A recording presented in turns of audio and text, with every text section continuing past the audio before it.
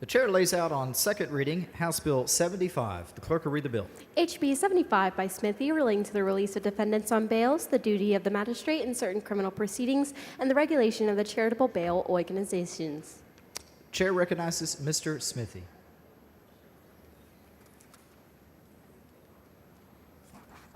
Mr. Speaker and members, during our work this session, we've identified a number of problems in our bail system and our general pretrial criminal justice system.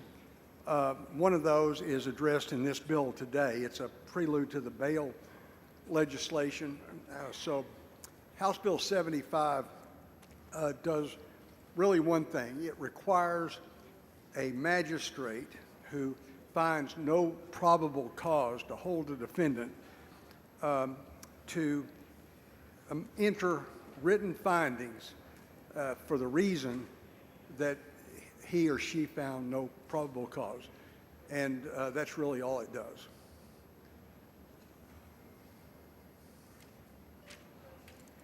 Ms. Johnson of Harris, for what purpose? Mr. Speaker, will the gentleman yield for questions? Gentleman yield for questions. Gentleman yields.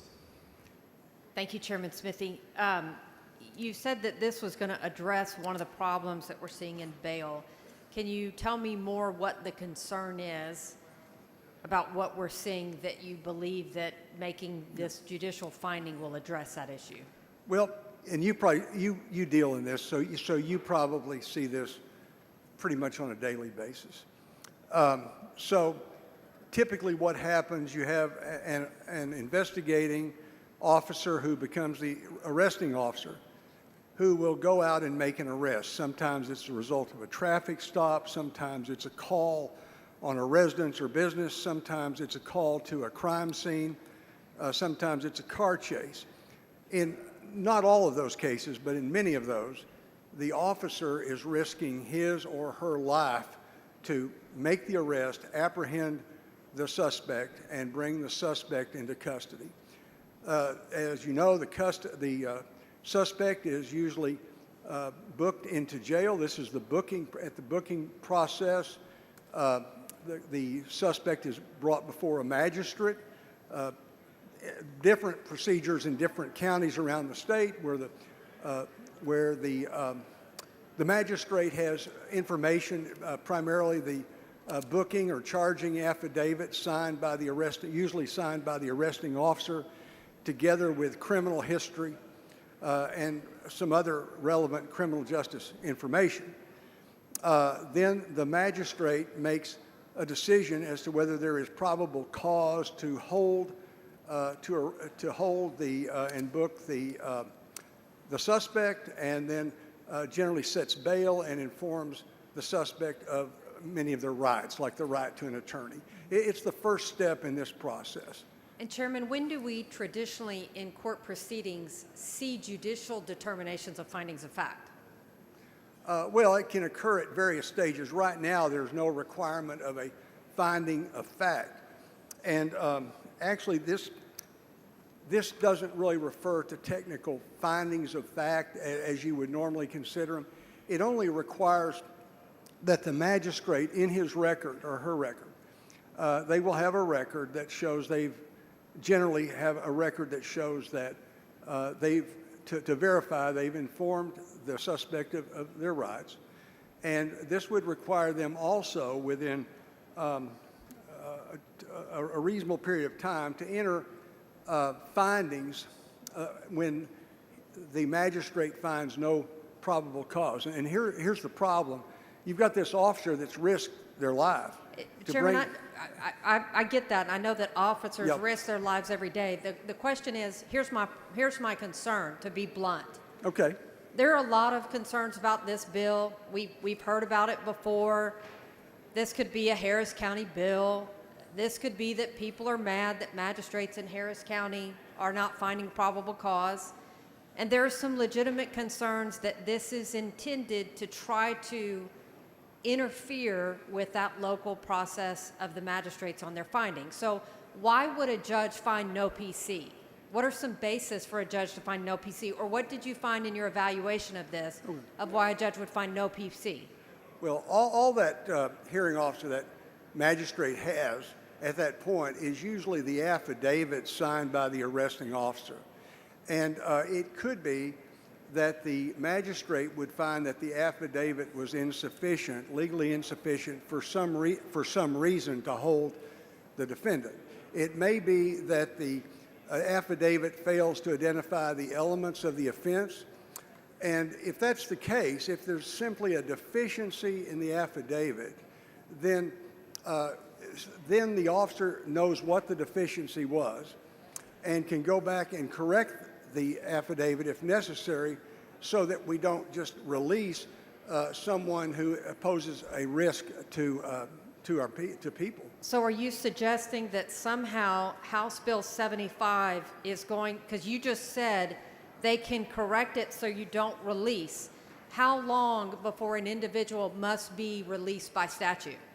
Well, it depends on the circumstances. It's 48 hours or 24 hours. Yeah. So at what extent do you think having findings of fact within 24 hours is going to, and that's a huge thing you just said, to say that somehow this is geared towards making sure that somebody that doesn't have a PC finding has an opportunity for the officer to correct it and redo it to continue to hold somebody before that other trigger that we have in the code of a 24 and a 48 hours. So who do you think is going to do these findings of fact? Well, the magistrate, under the bill, I mean, if you read the language in the bill. And so, for example, when you and I are in court and we're in a case and we try a case and we do findings of fact, the judges usually say, hey, one side, y'all submit your findings. Hey, other side, you submit your findings. And the judge usually picks, right? That's true in findings of fact, but that's not what we're talking about here. That's not. I've told you this. But nobody's in statute asked the judges at the end of the trial to ask the parties to draft up the findings of fact. We presume that they're going to do it. I'm talking about in practice on the ground. So will you tell me which intake divisions you walked through to see how this is actually going to play out in 24 hours, to see where the DAs are, where the public defenders are, who's working in the court staff, who's going to write this up? Because we're already gummed up trying to get people through the system, and there is a huge fear that all this is going to do is add more clog in an already clogged system, and to what end? So which intake divisions did you go see to see how this was going to work out? Well, first of all, you're confusing the findings that this bill provides for with findings of fact and conclusions of law that occur. I know, it just at the says end of the findings of trial. findings. So what does that mean? What's the definition of a finding? Okay, so the magistrate will be making notes of the proceeding. There's a record of the proceeding. But you said that they don't have enough elements. Well, let me finish. All right. Let me finish. If you're going to ask me a question, let me finish and answer your question. So the magistrate is going to be filling out a record of the proceeding. Are they going to draft the record, or are we going to draft the record? The magistrate does it. That's the way it works now. He or she is making notes as they conduct this preliminary examination of the booking affidavit. Now, what they're going to do is all they're doing is writing in the record. If they find no probable cause based on the affidavit, they are going to write in there specifically. That's what the bill envisions, writing specifically on what basis they found the affidavit to be insufficient. And so the officer, and let me say this, the officer is entitled to know. That officer's risked his life.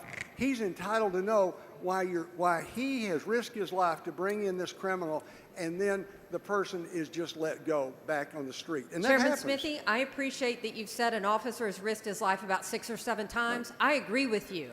I have been there with those officers. I support those officers. It's why the House has asked for more money for HPD and the crime lab to move this stuff through, and I hope it passes the Senate. We'll see if the same commitment to law enforcement is there. So let's talk about this definition of findings. You say findings of findings. When I hear this, I hear an officer or a judge say, I don't hear sufficient facts for the elements of the offense, which means you are going to have a judicial finding of fact. That's the reality. And the problem is, I can't think of any other legislation that turns on its head the process of asking for a judicial determination of facts before we've had a chance to get DNA, to get the body cam back, to get everything back. And so you're right. The initial PC statement to the magistrate to say, can we start this process, is never intended within our law to be the end of the road, and yet we want to put this in to ask the magistrate before they've seen all the evidence to make a determination. What are you going to do if the magistrate writes down here, I don't find the complainant credible? Case over. As a prosecutor, I can't go to the grand jury after I have a judicial finding that says I think the complainant wasn't honest. That's why we don't ask the magistrate to make findings of fact. What are you going to do if the magistrate says, I don't find the officer credible? Before all the evidence is in, that's going to be a finding that is going to follow that police officer for the rest of their career. Every defense attorney is going to be entitled to a magistrate having said, I don't find this officer credible, before we've gotten a chance to see the evidence. And that's my worry. We're trapping the magistrate into making judicial findings before all of the evidence is in. Do we not see that that could taint my ability to prosecute it when the statute of limitations says I can have 2, 3, or 5 years because the evidence might change? I'm not sure I understand your question. My question is, why would we ever, as a prosecutor, why would I ever want to have a judicial finding that I get you say findings of findings, and that's why I'm trying to figure out what does that mean, because all I can see is facts. All I can see is witness credibility. That's all we're ever asking them to make a finding on. And you want the judge to do a written finding of fact before we've seen one body cam, one DNA. The case is going to change. That's why we as the legislature give years of statute of limitations, because the evidence might change. Okay, Ms. Johnson, you're stuck on this finding of fact. I know. It's not a finding of fact. It's and finding I don't a think you finding. understand that. All it is for the magistrate to explain to the public and to the arresting officer why the affidavit, the charging affidavit or the booking affidavit, was insufficient to hold the defendant. That's all it is. What makes you think that they don't do that now when you have the prosecutor read probable cause and the judge says, I find no PC? And when the judge says, I find no PC, my next step, when the judge says, I find no PC, is I can either dismiss without prejudice and I can come back later, or I can run to the grand jury and say, whoa, that judge has lost it. Grand jury, I need you. Let me present these facts. And if the grand jury says, no, I true bill it and I say keep going, then I get to go. But I don't ever ask that judge to put their statement of, hey, state, I don't like your case. I don't ever ask them to put it in writing because it's a judicial finding. And we want to give credence to a judicial finding, and that's going to stain the entire court process for the run of the entire statute of limitations. And so if the goal here is to try to encourage magistrates to stop finding no PC, it's a dangerous game of gotcha out of Austin that I think is going to hurt every prosecutor and every police officer and going to benefit every defendant. If you can just get past the magistrate in the first 24 hours before anybody's seen a lick of additional evidence, you're kind of golden. That's my concern. I don't think this does what you think it does. Well, I'm not sure it does what you think it does. All we're saying is if you're going to release a defendant who could pose a danger to society, you've got to tell us why. What and we're makes not you judging. think they're not doing it now? What have you seen? What hearings have you seen where the judge doesn't tell you why they found no PC? Well, if they're doing it, they can write it down, and would that not be a judicial finding? It's if not. they write it down. It is not a judicial finding. It's not an adjudication of guilt or innocence, either one. It's simply an explanation. It's simply judging on the credibility or the sufficiency of the affidavit itself. And you're asking the judge, where else do we ask the judge to put down in writing this analysis, their analysis of what they determine as far as fact or credibility? Well, this isn't a judge. This is a magistrate. The magistrate is a judge. The No. magistrate is appointed by the judge to do their job because they have so much work. They are effectively a judge. They are a judge. It will be a judicial finding.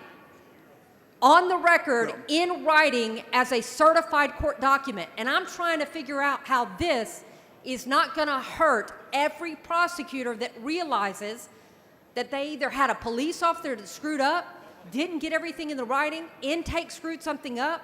I mean, I'm telling you as a prosecutor on the ground, this doesn't help me.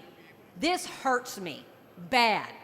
And I know that's not your intent. And that's why I say findings of findings. There's no definition, there's no recognition, and there doesn't seem to be an acknowledgement of how this is going to play out in paper to follow this case all the way through. Okay, well, it's not my intent to harm the prosecution. It And will. it's not my intent here to do anything other than to provide a reason and an explanation to the public and to the officer so that if there is a problem, it can be fixed. That's all we're trying to Chairman do here. Smithy, I will tell you, for years in this courthouse doing this, we all know why they say no PC. We all understand what it is, and we know our next steps. I'm just going to tell you, I cannot envision as a prosecutor on the ground that has had to deal with these tough things as they come up in 24 hours and evidence is waiting and pending. I cannot see any value in asking the judge to put a written finding of fact unless it's a political gotcha. And the person that's going to pay for the price for this is going to be the prosecutor that's actually trying to put that person in prison. This does not help. It reeks of politics, and it is harmful for public safety. Mr. Little, for what purpose? So, gentlemen, yield for questions. Gentleman, yield for questions. I will. Gentleman yields. Chairman Smithy, in the time that you've spent bringing this bill or having the bill heard in committee, have you heard from any No, and you know, Speaker, can we have some order? Thank you. Members, please take your conversations outside the rails. Thank you. Chairman Smithy, have you heard from any prosecutors or law enforcement officials during the committee hearing or in the process of bringing this bill who expressed Representative Johnson's concerns about the bill? no, not a word. And most prosecutors actually like this. I mean, the ones that I've talked to, because if there's somebody that should be prosecuted, they want them prosecuted. They don't want them just released out into the public because they pose a real threat, a danger to the people we represent. And so Ms. Johnson has a concern, but nobody else seems to read the bill that way. Nobody else seems to understand the bill that way. Well, Chairman Smithy, is one of the concerns that I've heard raised back here at the back mic is that these findings that are issued by the magistrate are going to have some kind of dispositive legal effect on the case as a whole or the prosecution. Do you share those concerns? Absolutely not. It's simply commenting on the on the information that's available to the magistrate. Generally, that's going to be the charging or the booking affidavit that the officer has filled out. And these officers are trained to fill these out properly, but they're humans, just like all of us. And so if they make an omission of an element, for instance, or of a fact that is essential to the charge, the magistrate has a duty not to release the defendant. But if it is a problem that can and easily be cured, the arresting officer needs to know that so that you can fix the problem that exists. It's really frustrating for these officers to bring criminals into the jail only to see them let go the next day because of a technicality. Isn't it true that the prosecutors and law enforcement can simply go and try again if for whatever the reason the magistrate decides that on that offense and that affidavit there wasn't sufficient probable cause? If there's a defect, they can fix it. And that's what we're getting to right here, is instead of letting someone back to be a danger to the men and women of the community and the children of the community, we're going to hold them until we can fix the problem, if it's a technical problem that can easily be fixed. And that has been an issue it has been reported as an issue in some counties.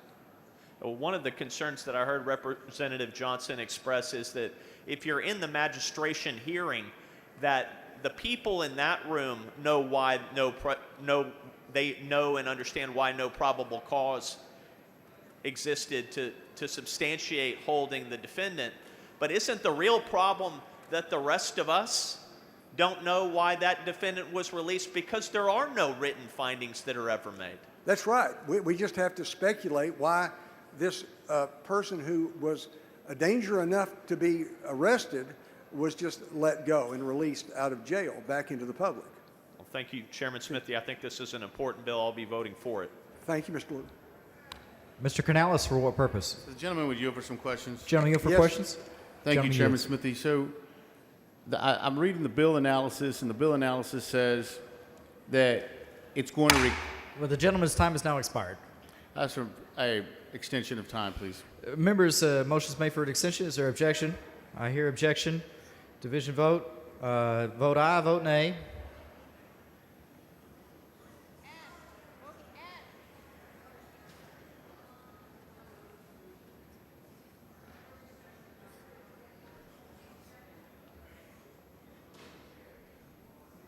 Strike the board. Gentleman's time is extended. Thank you, members, for affording me that courtesy. These questions are serious. Does the bill analysis says that it's going to require the magistrate to enter written findings? Is that correct? That's correct. Okay. Can you tell me how someone can contest that written finding once it's made? Well, I don't think there, so if from the criminal defendant's standpoint, you can't contest it, I don't think. I mean, there's no appeal from that finding.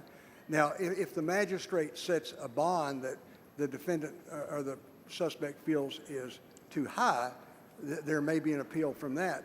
But he's just, the magistrate's just making a decision as to whether this individual is going to be continued to be held or required to be, he places a bond for the release. But, so, as a criminal defense attorney of 20 years, whenever I get a criminal file, I would have a copy of that finding as part of the record. And so that's a judicial finding. Wouldn't you agree? Well, I don't think that's what the bill contemplates. I think it's not a finding of fact. It may not contemplate it, Chairman Smithy, but you're making a magistrate, we can't conflate the two. A magistrate's a judge. Well, And a judge is going to make a written finding of fact. No, I would disagree with you on that because both of those terms are defined separately. And there are some things a magistrate can do, and there are some things a judge can do. And there are a lot of things a judge can do that a magistrate cannot do, does not have the authority to do. So the two are not synonymous. And in this area of the law, there is a very distinct difference in the function of both offices and what they are permitted to do. And don't you feel like you're flipping the burden on its head by saying he's got to find the evidence that there's no probable cause? No, there's no burden here. It's just he's not judging. Well, there is a burden. It's a probable cause burden. Well, the magistrate here is not judging whether there is probable cause or not. All the magistrate is deciding is whether, based on the file before the magistrate, it indicates probable cause. So he's making a determination. You just said he wasn't. In the same breath, you said he was. No, I said the magistrate is not necessarily determining whether there is probable cause or not. They're just determining whether, based on the record that has been provided to the magistrate, So can you? well, let me finish. It demonstrates probable cause. And so you're conflating those two. No, all this is doing, this is not adjudicating guilt or innocence or even probable cause. But it can be All it's evidence of adjudicating- guilt or innocence. Let me finish. All it's adjudicating is just the sufficiency of the record before the magistrate to continue to hold the defendant or to release the defendant. That's all it is. Just a reason. Just So- tell us why. Okay, can you give me an example of what that would look like then? Well, it's very simple. The magistrate has a record before him. And let's stop right there. What does that record consist of? It can vary from case to case, but generally it's going to be the affidavit, the booking affidavit of the arresting officer. Together they run a criminal history. And then you also have a criminal justice report. So you're going to allow him to evaluate criminal history to determine probable cause in a completely separate matter. You don't find that concerning? Well, that's the way it works now. I mean, we're not changing anything about that. Okay, so you've got the arresting officer's report, you've got the criminal history, you've got what whatever 4 or 5 things, and then that magistrate makes a determination that it's tantamount to probable cause. The magistrate makes a determination whether generally it's the affidavit that provides the probable cause, the basis for And finding so what would his probable cause. findings sound like? If I wrote it down, could you orate to me what the finding would sound like? Yeah, it'll be very simple. It's not a big burden or anything. You don't, it's not a separate document, just on the record, because right now these magistrates, virtually And these- all of, let me finish, just virtually all of them make a notation, I informed the defendant of his constitutional rights, his right to have an attorney. I set bail at $5,000 or $500. They put that on the record. They write it down. They don't just, it's not just in their head. So they are going to add one extra line, maybe a paragraph that says, I find no probable cause. Instead of saying I set bail at a certain amount, I determined to release the defendant based on the finding that the affidavit fails to show probable cause to hold the defendant. And then we'll say why it failed to show probable cause, specifically. It failed to list all the elements of the offense, for example. And I see that point. Now let's talk about the contrary. When he does find probable cause, he's going to list all the reasons that he did find probable cause too, correct? No, it's only when the finds that no probable cause exists. So what does the judge do when he finds probable cause does exist? Well, it's the magistrate, and if he Judge, finds, magistrate, representative well, Smithy. if a judge finds no probable cause, the defendant is released at that point. If he does find probable cause, what does that statement look like? Then he sets bond in a certain, and when I say he, some of our magistrates are ladies. When he will inform the defendant of his rights, his right to have an attorney, generally will visit with the defendant about his ability to hire an attorney, whether he has an attorney, whether he's going to hire an attorney, whether he needs whether he needs to have an attorney appointed, and then he will make a note if he just finds probable cause. He will set bail generally at that stage. It doesn't always work that way, but generally set bail in a specific amount, or say, Your Honor, recognizance. I appreciate your intent. I appreciate what you're trying to do. I would tell you that I have grave concerns about the road that we're traveling down, but I appreciate you answering my questions. Thank Thank you, Mr. Gallus. Mr. Speaker, Ms. Galmez, for what purpose? would the gentleman yield for some questions? Gentleman yield for questions? Yes. Gentleman yields. Thank you, Chairman Smithy. I'm trying very hard to understand the problem that HB 75 is trying to fix. What specific problem is this bill trying to fix? So it's like I said, and I don't want to repeat it too many times, but I've answered this question. And it is, you have an arresting officer who has risked his or her life to bring a defendant into custody. And they're brought in, and when they appear before the magistrate within just a few hours, they are then released. Right, an arresting officer who is in charge, presumably, of writing a police report and/or an affidavit to substantiate the defendant that he's brought forward, correct? That's right. So in short, you are mad at judges who are magistrates, who are trained officers of the law, for apparently not interpreting these police reports in apparently the direction that you wish they'd go. I'm mad at them? You are I'm not mad at upset enough anybody. at judges that you'd like I'm to now mad that I'm having to stand up here and answer all these questions. I mean, a mandate, because this is a mandate, right? If a judge finds in favor, for example, of a defendant's right to freedom, if a judge finds that the officer has not properly articulated probable cause in his affidavit, which is his job, now we're going to mandate that a magistrate write an order containing findings, correct? I have no idea what you're asking there. Can you Again, I'm restate trying to it? figure out what your Okay. specific law I is trying can't to answer do. your question until I think I understand it. Okay. So how many magistrations have you participated in? It's been 20 years since I've been in a magistration. Okay, so in the last 2 decades, you haven't participated in the process that least you're 2 trying decades, yeah. to regulate. Yeah. Okay. Well, I have recently, and who in the magistrate staff do you propose prepare this order, these findings? It's generally going to be the magistrate, and Okay. because a lot of magistrates, look, in my counties, the JP is the magistrate a lot of times, and that's the thing. It's not uniform in Texas. A magistrate can Well, be this almost bill doesn't anybody. fix that problem, does it? Well, let me finish the answer. A magistrate can be almost anyone, and different counties choose magistrates differently. So we don't have a real uniformity there. Now, ask me your next question. Okay, but to be clear, this bill does not fix your issue with the lack of uniformity among magistrates No, in I'm the state not, of Texas. and I'm not complaining about that at all. Okay, okay. I we're like not- local control. We're not fixing that problem, but I guess here my There's no question problem. my question is, if I'm the defense attorney, is it now my burden to provide the magistrate with findings in this order that no probable cause exists? No. Whose burden is it to produce these findings? Well, the magistrate simply writes down the reason that he made a determination that there's no probable cause. All he's doing is writing the reason. Okay, so There now is we have a reason. We presume there's a reason. So all we're saying is put on the record what the reason is. I don't know why everybody has that problem. Gentleman's time has expired. Mr. Speaker, Ms. Ganes, for what purpose? reluctantly request to extend time. Members, you've heard the motion. It requires unanimous consent. Is there objection? There is objection. Thank you, Mr. Speaker.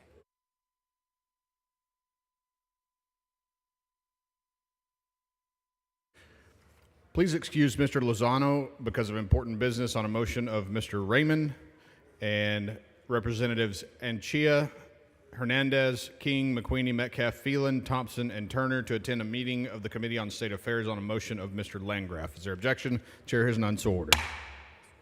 Chair recognizes Mr. Moody in favor.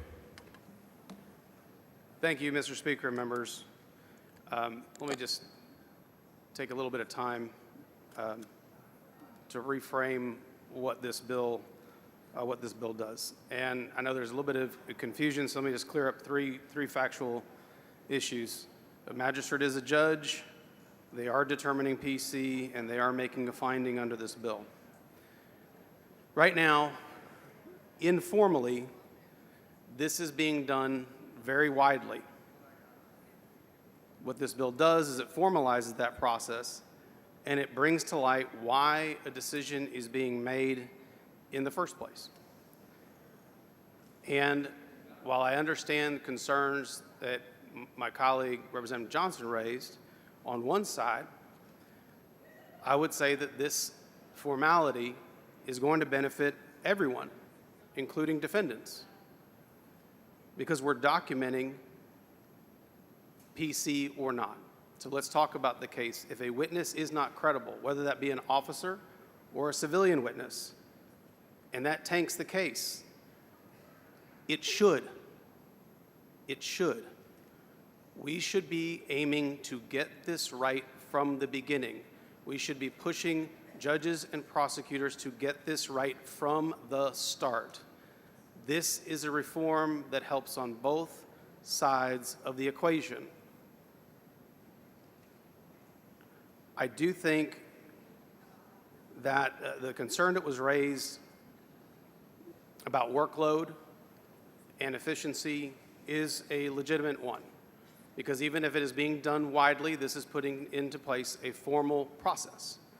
And that's something that we need to sort out in the implementation of the bill. So those are just the 4 points that I want to make. This is going to bring uniformity to something that is being done widely today. We're going to bring light to those decisions, and that is never a bad thing. And if we have witnesses, as it was talked about, that aren't credible, whether they be officers or civilians, we should know that, and that should stop the case in its tracks right there. That is a just and fair result. And we need to push people to make the right decisions, the best decisions, as far forward in the process as possible, because we are talking about very serious implications on people's liberty. Ms. Jones, for what purpose? Will the gentleman yield for questions? Will the gentleman ma'am. yield for questions? The gentleman yields. Chair Moody, Yes, is ma'am. that a snake right there? There he is. There's snakes all over this floor, Ms. Jones. The rubber snakes. You guys There's know a what I'm rubber talking- snake. Jeez. Take it easy. Thank you. Thank This you. is what I saw. There's a rubber snake. Yeah, for, thank for you for people who know. showing people. These people thought I Okay. was impugning their character. I would never do such a thing on this House floor. So- it is a breach of decorum. So I would say that you practice law, correct? I've been accused of that, yes, ma'am. And you practice as a prosecutor? I did practice as both a prosecutor and a defense lawyer. And I was going to get to that. Yes, ma'am. And so you understand the problems from the prosecutorial side, and you understand the problems from the defense side. I try my Correct. best to understand how the judicial system works for everybody that becomes intersected with it. I want to say that I'm thanking you for standing up for this bill, and here's why. There are so many times with me practicing as a criminal defense lawyer where I've seen weaknesses very early on in the case. And I've said, hey, you may want to revisit this because I'm going to have a whole bunch of fun with that witness if we go to trial. And I've had prosecutors, like for example in Harris County, where they change prosecutors over the course of the trial. So one prosecutor comes in, that prosecutor may know what's going on in the case, but then another one replaces that prosecutor, and there's nothing in the file to help them figure out what one knew before, right? Yes, ma'am. And what I know for a fact is that a good criminal defense lawyer, if there is a weak witness, if there is a witness who doesn't have credibility, we're going to expose that at trial. And I cannot tell you how many times, for me as a defense lawyer, I've had to charge my client money, I've had to go to trial when I shouldn't have had to go to trial, and end up, I mean, my record is a 7-minute not guilty, which makes no sense. It makes no sense. And so I think this is a good bill, and I want to thank Chairman Smithy for bringing this bill because it adds clarity at the beginning, and it absolutely warns the state the problems with the charge. I think you're drilling down on the exact point I was trying to raise. Putting pressure on police and judges to get it right from the get-go is an important thing to do for everyone involved, including and maybe most importantly, the accused. We don't want to create wiggle room for prosecutors to then come back later and change that narrative. And I think if we get this on the record early, where this decision should be made, then we are actually creating real reforms in this process. And as you know, these types of decisions are being made. I mean, you're a 30-year criminal defense lawyer. I sure am. You know that. And it's 30 exactly, or is it more now? It'll be 30 in November. Okay, all right. Well, But I did have a second-year bar card, so if you count that, then it has been 30 all right. years. I don't want to misspeak. But, you know, we want to make sure that we get these decisions correct. I do think the one concern that I think we need to flesh out as this is implemented and this becomes law is the creation of forms to assist those magistrates with that so that when they do find no PC, there is an efficient way for them to do that. And I think if it's credibility of the witness or if it doesn't meet the elements or whatever that happens to be, then I think that's something that we can do. We create forms for, I don't know, Ms. Jones, everything. So I imagine we can create forms for this as well. But yeah, efficiency is something that's always concerned me on this bill, but the underlying purpose of it is to bring clarity to these cases as soon as humanly possible, which I will tell you is going to benefit everybody who comes to be involved in this process. And I will also say this, and this is from a victim's perspective. There's nothing like the state prosecuting someone on behalf of society and the victim, and then there's a not guilty. Trust me, the victim is devastated. The victim would have wanted for the state to make sure they crossed all their T's and dotted all their I's so that a guilty person doesn't walk free or otherwise. So thank you for bringing the bill. Whose snake is this? Thank you. All right. Thank you all so much. I appreciate your time and attention. Chair recognizes Mr. Canales.